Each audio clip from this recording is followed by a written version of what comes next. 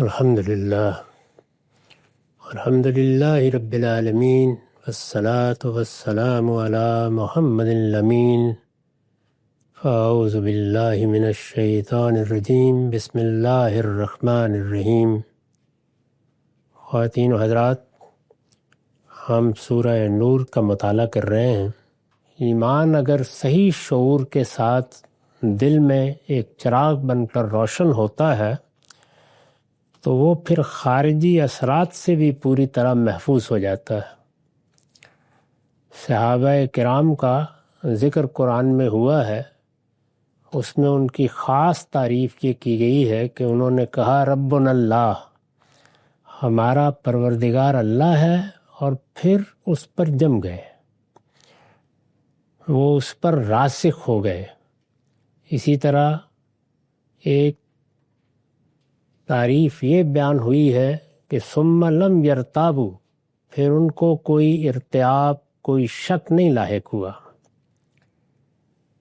اس کی وضاحت میں نے عرض کیا تھا کہ یہ ایمان اگر اس طریقے سے چراغ بن کر دل میں روشنی پیدا کرتا ہے تو پھر کسی فلسفے کے زیغ و ضلال یا خواہشات نفس کی ہوا کے جھونکوں سے اس کی لو منتشر نہیں ہونے پاتی، اور نہ شیشے پر انحرافات کی کوئی گرد آتی ہے کہ اس کو میلا کر دے یا اس کی روشنی کے لیے حجاب بن جائے۔ اس کو پھر قرآن مجید نے اس طرح واضح کیا کہ اس کی اس روشنی کی مثال ایسی ہے جیسے ایک تاک جس میں ایک چراغ ہے، چراغ شیشے کے اندر ہے، اور شیشہ ایسا ہے جیسے ایک چمکتا ہوا تارا۔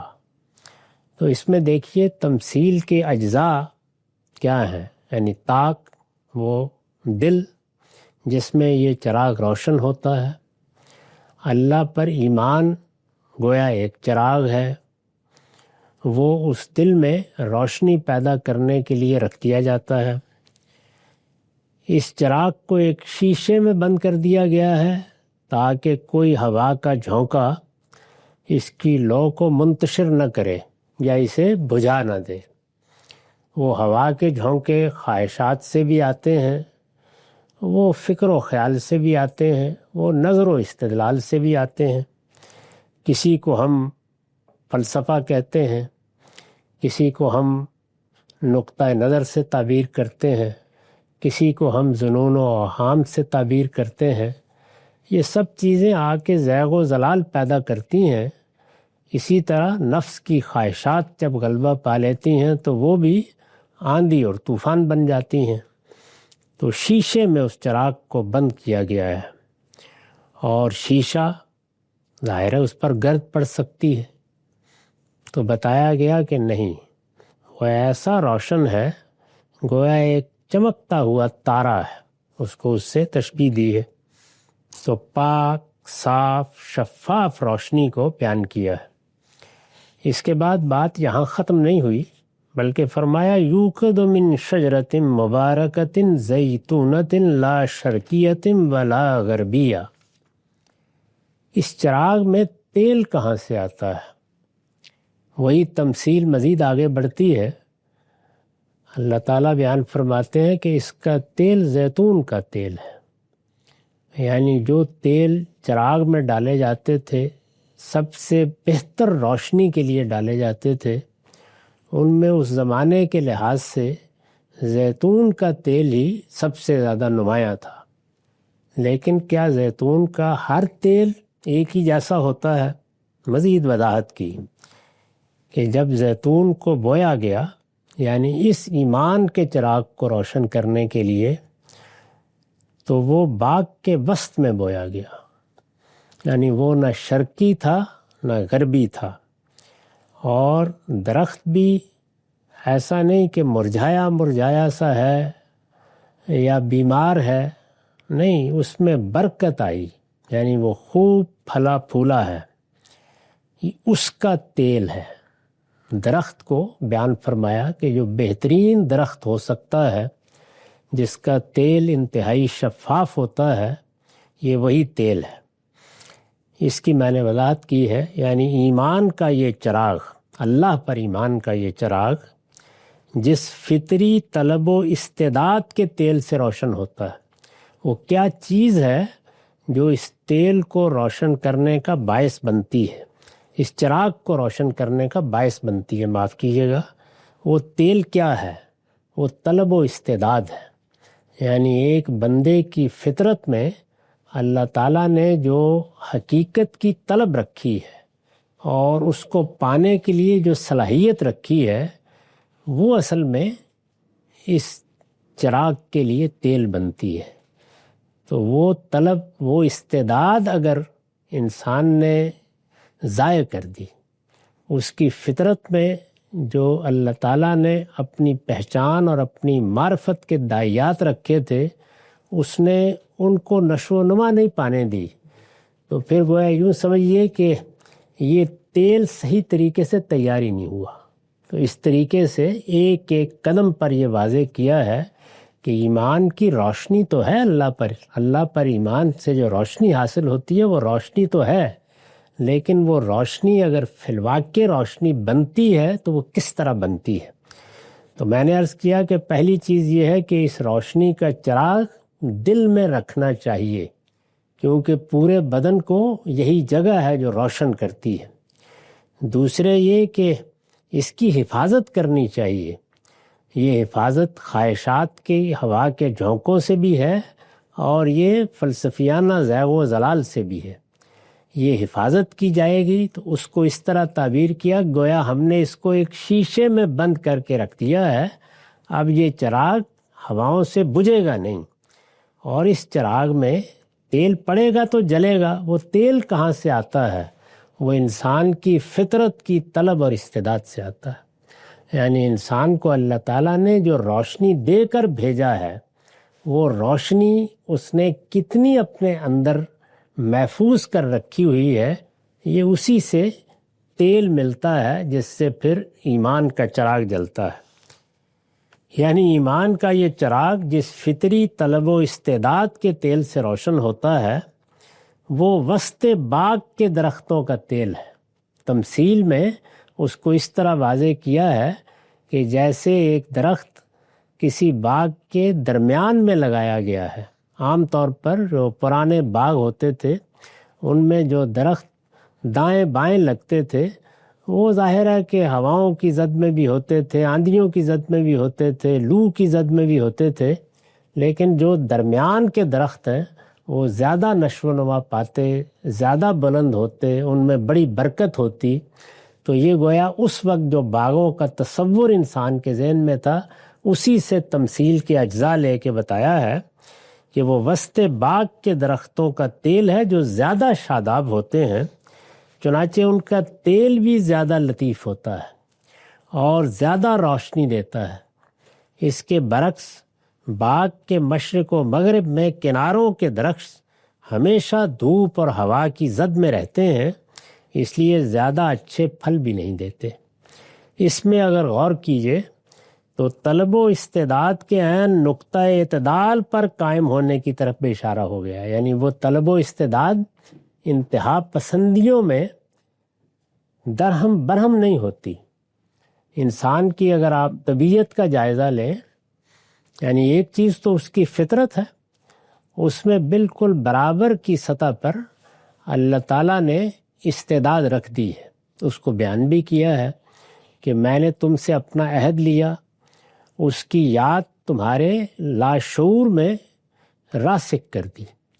پھر مزید بتایا کہ میں نے تمہارے اندر فجور و تقوی کو، بر و اسم کو، خیر و شر میں امتیاز کو الہام کر دیا ہے، اور وہ بھی تمہاری خلقت کے ساتھ ہی تمہارے شعور کا حصہ بن جاتے ہیں۔ یہ طلب اور استعداد ہے۔ اس طلب اور اس استعداد کا نقطہ اعتدال پر رہنا، یعنی انسان کی طبیعت میں جو رجحانات رکھے گئے ہیں ان میں انتہا پسندی ہوتی ہے بعض اوقات، یعنی وہ ایک طرف لڑک جاتا ہے، چیزوں کو توازن کے ساتھ صحیح جگہ پر قائم نہیں رکھ پاتا۔ کسی کی طبیعت میں عجلت ہوگی، کسی کی طبیعت میں اشتعال ہوگا، کسی کی طبیعت میں ضرورت سے زیادہ تکاسل ہوگا، تو تباہیں پھر اس استعداد پر اثر انداز ہوتی ہیں۔ انسان کو چونکہ ابتلا کے لیے پیدا کیا گیا ہے تو ان طبائع کی انسان تربیت کرتا ہے، تو اگر اس نے اپنے طبائع کو نقطۂ اعتدال پر رکھا ہے، اس کو سورہ رحمان میں بیان کیا ہے کہ میں نے تو اس کائنات کو بنا کر اس میں ایک میزان، ایک ترازو رکھی ہے، یہ تمہیں سبق دینے کے لیے کہ اللہ تطغوا فی المیزان، یعنی تم بھی جو میزان اعتدال میں نے تمہارے اندر نصب کر دی ہے اس میں کبھی طغیان پیدا نہ کرو، اس کو کبھی ایک جانب لڑکنے نہ دو، اس کے پلڑوں کو برابر رکھنے کی صحیح کرو۔ تو یہاں یہ بتایا کہ وہ وسط باغ کا درخت ہے جو نہ شرقی ہے نہ غربی، تو اس میں بھی اسی جانب اشارہ کرنا مقصود ہے۔ اس طریقے سے تیل کے بارے میں، یعنی پہلے یہ کہ یہ چراغ رکھا کہاں گیا ہے؟ دل کے طاق میں۔ یہ چراغ کیا ہواؤں کے لیے چھوڑ دیا گیا ہے؟ نہیں، شیشے کے اندر ہے۔ شیشہ کیا انحرافات کی گرد سے میلا بھی ہو سکتا ہے؟ نہیں، کوئی امکان نہیں ہے، یہ ایک چمکتے ہوئے تارے کی طرح ہے۔ اس میں تیل کس چیز کا جلتا ہے؟ یعنی فطرت کی جو طلب و استعداد انسان کے ایمان کا باعث بنتی ہے، اللہ تعالیٰ کی معرفت کے لیے طلب پیدا کرتی ہے، یہ بتایا کہ وہ ایسے ہی ہے کہ جیسے تیل ہے جو اس چراغ میں جلنے کے لیے ڈالا جاتا ہے۔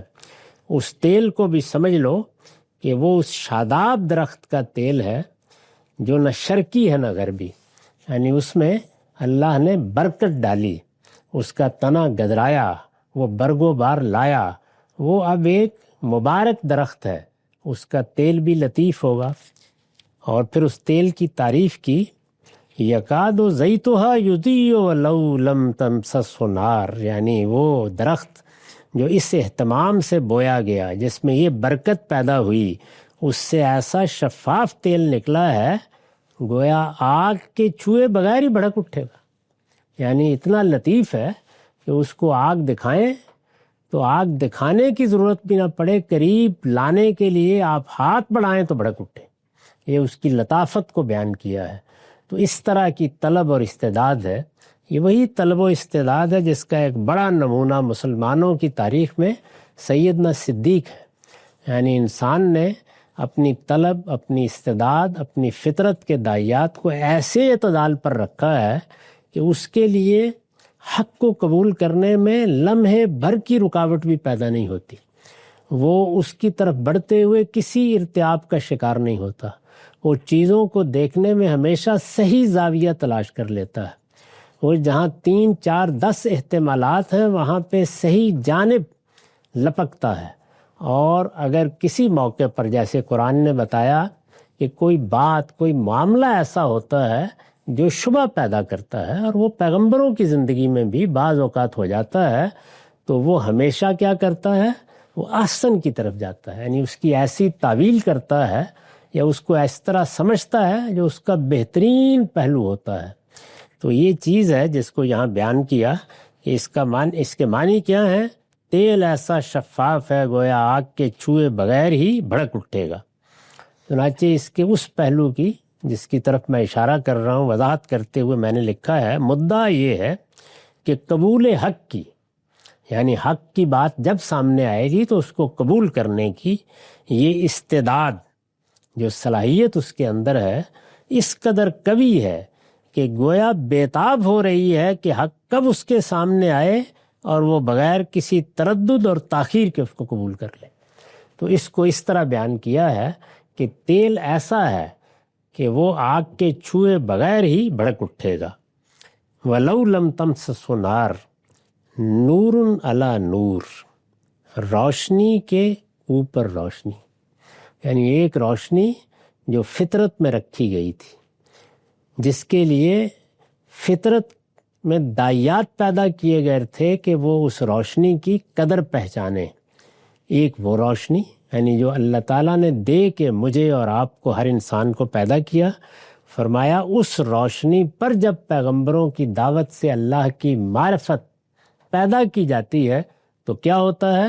روشنی پر روشنی۔ تو جس طرح سے یہ بتایا کہ وہ چراغ رکھا کہاں گیا ہے، اس چراغ میں کس طرح مختلف انحرافات سے اس کو بچا کر رکھنے کا اہتمام کیا گیا ہے، وہ شیشہ جس میں اسے بند رکھا گیا ہے وہ کتنا شفاف ہے، اس کا تیل کس طرح کے درخت سے ملتا ہے اور وہ کتنا لطیف ہے۔ تو اب یہ بتایا کہ گویا ایسے سمجھو کہ ایک روشنی پہلے ہی موجود تھی، اس کے اوپر ایک اور روشنی آ گئی ہے، ایمان کی روشنی۔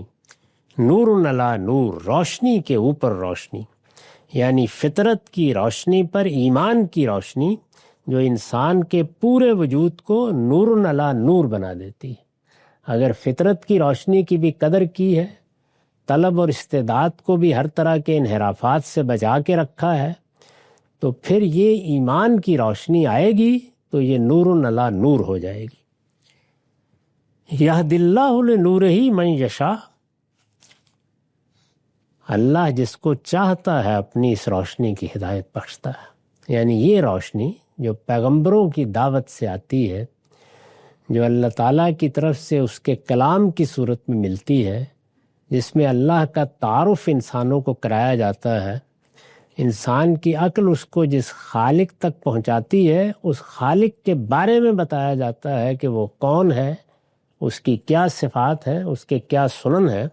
جب یہ روشنی آتی ہے تو یہ ایک قانون کے مطابق آتی ہے، وہ اللہ کا بنایا ہوا قانون ہے۔ اسی کو پیچھے بیان کیا ہے کہ اگر تم نے اپنے اس دل کو، جس میں یہ چراغ رکھا جانا ہے، اس دل کو اس کے لیے تیار کیا ہے کہ یہ اس دل کا طاق بنے، طاق تو یہ ہے لیکن اس چراغ کا طاق بنے، اس میں یہ روشنی پھیلے، اگر اس کے لیے تیار کیا ہے اور فطرت میں وہ استعداد موجود ہے، وہ طلب موجود ہے، جو استعداد اور طلب فاطر فطرت نے حق کے لیے اس کے اندر رکھتی ہے، اس کو ہر طرح کی بے اعتدالیوں سے بچا کر رکھا ہے، جو ہدایت ملی تھی اس کی قدر کی ہے، جو کچھ فطرت کے اندر ودیت تھا اس کو زیغ و ضلال میں مبتلا نہیں ہونے دیا۔ تو یہ گویا یوں سمجھیے کہ درخت بھی صحیح بویا ہے، تیل بھی اس میں درست ملا ہے، اور وہی تیل ہے کہ جو جب اس چراغ میں ڈالا جائے گا تو پھر یہ نور علی نور ہو جائے گا۔ اس کی وضاحت میں حاشیہ ہے، آیت میں ہدا یہدی کا صلہ لام کے ساتھ آیا ہے، جس سے یہ توفیق بخشی کے مفہوم پر متضمن ہو گیا ہے، یعنی اللہ جس کو چاہتا ہے اپنی اس روشنی سے ہدایت حاصل کرنے کی توفیق بخشتا ہے۔ میں عرض کر چکا ہوں کہ وہ توفیق اللہ تعالیٰ کے قانون کو واضح کرتی ہے، یعنی کیسے کسی روشنی سے اللہ تعالیٰ استفادے کی طرف انسان میں رغبت پیدا کرتا ہے، اس میں انسان کو کیا کرنا ہے اور اللہ کی طرف سے اس کی کیا مدد ہوتی ہے۔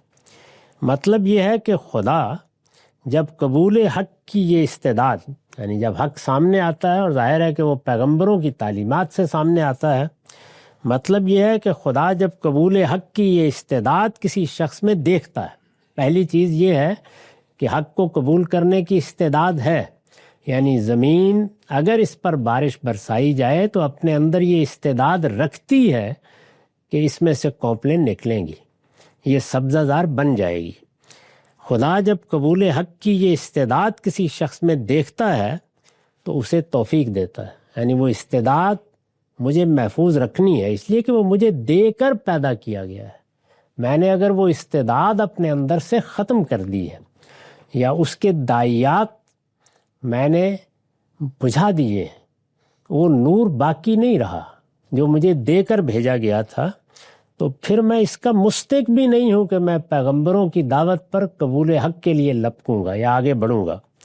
مطلب یہ ہے کہ خدا جب قبول حق کی یہ استعداد کسی شخص میں دیکھتا ہے تو اسے توفیق دیتا ہے، یعنی وہ استعداد اگر موجود ہے تو اب اللہ تعالیٰ کے فرشتے وہ انسان کو اس جانب رغبت دلاتے ہیں، وہ اس کے لیے راہ ہموار کرتے ہیں، وہ اس کے لیے راستے کھولتے ہیں، توفیق دیتا ہے کہ وہ دعوت حق پر لبیک کہے اور ایمان کی روشنی سے اپنا سینہ منور کر لے۔ یہ توفیق ان لوگوں کو ملتی ہے جو اپنی اس استعداد کی جو فطرت میں لے کے آئے ہیں حفاظت کرتے ہیں۔ یہ توفیق جس قانون کے مطابق ملتی ہے، جس سنت کے مطابق ملتی ہے، وہ قرآن میں جگہ جگہ بیان ہوا ہے کہ خدا اپنی توفیق مزید سے انہی کو نوازتا ہے معاف کیجیے گا جو پہلے سے بخشی ہوئی توفیق کی قدر کرتے ہیں. یعنی ایک توفیق پیدائش کے وقت خدا نے بخش دی، اس توفیق کی اگر قدر کی ہے تو اس کے نتیجے میں مزید توفیق ملے گی. تو یہ نور علی نور میں جو بات کہی گئی ہے وہ یہ ہے، اور اس کی وضاحت کی ہے کہ یہدی اللہ لنورہ من یشاء، یعنی اگر روشنی ہے تو روشنی پر روشنی ملے گی، تاریکی پر نہیں ملے گی. اللہ جس کو چاہتا ہے اپنی اس روشنی کی ہدایت بخشتا ہے.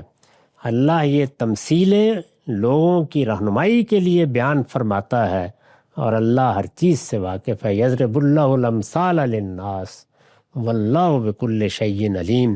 یہ واضح کر دیا کہ کہیں اللہ نور السماوات والارض کے الفاظ پڑھ کر یہ خیال نہ کرنا کہ تمہیں بتایا جا رہا ہے کہ اللہ تعالیٰ کس چیز سے بنے ہوئے ہیں. یہ ایمان کی تمثیل ہے، اس میں ایک مثال دے کر بتایا گیا ہے کہ اللہ پر ایمان کی روشنی آتی کیسے ہے، وہ انسان کے دل کو روشن کیسے کرتی ہے، انسان کی فطرت میں وہ کیا داعیات ہیں جن کی بنیاد پر یہ روشنی اس کے لیے روشنی کا ذریعہ بنتی ہے. تو فرمایا اللہ یہ تمثیلیں لوگوں کی رہنمائی کے لیے بیان فرماتا ہے کہ اس کو تمثیل کو سمجھو، اس مثال کو سمجھو کہ اس میں کیا چیز ہے جو بیان کی گئی ہے.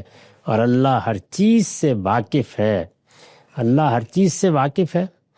میں نے وضاحت کی ہے چنانچہ ہر ایک کے ساتھ وہی معاملہ کرتا ہے جس کا وہ مستحق ہوتا ہے. یعنی اس کو ہمیشہ پہلے یہ دیکھنا ہوتا ہے کہ میں نے اس بندے کو پیدا کیا، میں نے اس کی خلقت میں داعیات رکھے، میں نے اس میں بہت سے الہامات کیے، میں نے اس کو بہت سی چیزوں کی توفیق دے کر دنیا میں بھیجا، اس نے میری دی ہوئی ان نعمتوں کے ساتھ کیا کیا ہے. تو انسان نے اگر ان کو صحیح جگہ پر رکھا ہے تو پھر یہ دوسری روشنی یعنی یہ نور جو نور پر نور ہے یہ پھر مل جاتی ہے، یعنی پیغمبروں کی ہدایت. اس کے بعد مزید تمثیل کو آگے بڑھایا، فرمایا کہ اب تک تو تم نے یہ دیکھا کہ تیل کہاں سے ملتا ہے، وہ کیسا لطیف تیل ہے. اب یہ بھی دیکھو کہ یہ جو طاق ہیں جن میں یہ چراغ رکھا جاتا ہے وہ طاق کیا ہیں؟ لوگوں کے دل. تو یہ لوگ کون ہیں؟ یعنی ان لوگوں کو اگر تم دیکھو گے کہ وہ کہاں پائے جاتے ہیں تو آؤ ان کا تعارف کرا دیں. فرمایا یہ طاق ان گھروں میں ہے، فی بیوت اذن اللہ ان ترفع، جن کی نسبت اللہ نے حکم دیا ہے کہ تعمیر کیے جائے. یعنی یہ معبدوں میں ملیں گے، یہ مجھے سجدہ ریز ملیں گے. تم دیکھو گے کہ ان کی پیشانیاں میرے سامنے جھکی ہوئی ہیں. یہ ان گھروں میں ہیں جن میں اللہ نے حکم دیا ہے، جن کی نسبت اللہ نے حکم دیا کہ تعمیر کیے جائیں. وضاحت کی ہے یہ ان معابد کی طرف اشارہ ہے، یہ ان معابد یعنی معبد عبادت کی جگہ، یہ ان معابد کی طرف اشارہ ہے جو براہ راست اللہ کے حکم سے قائم ہوئے. یعنی اب بتایا ہے کہ تم دنیا میں جب پیدا ہوتے ہو تو کہاں سے تمہیں روشنی ملے گی، وہ دل کس جگہ جا کر متعلق ہوں گے. تو ارشاد فرمایا آنکھیں اٹھاؤ اور دیکھو وہ دو جگہیں ہیں، ان میں سے ایک بیت الحرام ہے اور ایک بیت المقدس ہے. یہ ان معابد کی طرف اشارہ ہے جو براہ راست اللہ تعالیٰ کے حکم سے قائم ہوئے، یعنی بیت الحرام اور بیت المقدس. یہ ان گھروں میں یہ طاق ہے. تو ارشاد فرمایا ان کے لیے رفع کا لفظ اسی مفہوم میں استعمال ہوا ہے جس میں یہ سورہ بقرہ کی آیت اذ یرفع ابراہیم القواعد من البیت میں استعمال کیا گیا ہے، یعنی تعمیر کیے جائیں. تو یہ اللہ کے حکم سے تعمیر ہوئے ہیں یہ دو گھر. اور فرمایا کہ یہ ان گھروں میں یہ طاق ہیں وَيُذْكَرُ فِي اسْمُهُ، اور ان میں اس کے نام کا ذکر کیا جائے. یعنی یہ وہ گھر ہیں جو اللہ نے اپنے حکم سے تعمیر کرائے، اور اس لیے تعمیر کرائے کہ ان میں اس کا نام بلند ہو، ان میں اس کی تسبیح کی جائے، ان میں اس کی تحلیل کی جائے. اس کے لیے یہاں جو لفظ ذکر استعمال ہوا ہے یہ لفظ ذکر یہاں یاد کرنے اور دوسروں کو یاد دہانی کرنے کی تمام صورتوں کا احاطہ کیے ہوئے ہے، یعنی جس میں اللہ تعالیٰ کو یاد بھی کیا جاتا ہے اور جن سے دنیا بھر میں اللہ تعالیٰ کو یاد بھی کرایا جاتا ہے، یعنی وہ اللہ تعالیٰ کی یاد کے بھی مراکز ہیں اور یاد دہانی کے بھی مراکز ہیں۔